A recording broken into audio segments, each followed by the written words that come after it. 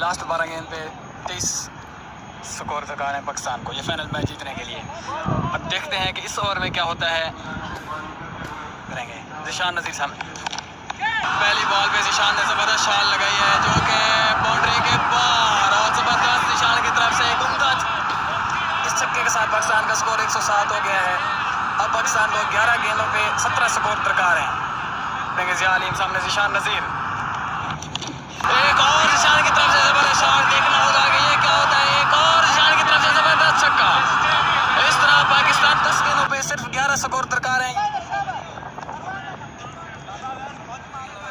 बाकी पाकिस्तान को 10 स्कोर चाहिए ये फाइनल मैच जीतने के लिए। चौथी गेंद ज़िया अली, अवैस की तरफ से एक ज़बरदस्त शॉट, और ये भी बाउंड्री के बाद 6 रन। 7 गेंदों में सिर्फ 4 स्कोर चाहिए पाकिस्तान को ये फाइनल मैच जीतने के लिए। पाकिस्तान का 4 स्कोर चाहिए पाकिस्तान को ये फाइनल मैच जीतने के लिए। अवैस, ज़िया अली, अवैस, इस तरह अवैस ने एक और शॉट लगाया और इस शॉट के साथ पाकिस्तान ने फाइनल मैच विन कर लिया है। 6 गेंदें अभी बाकी थी। पाकिस्तान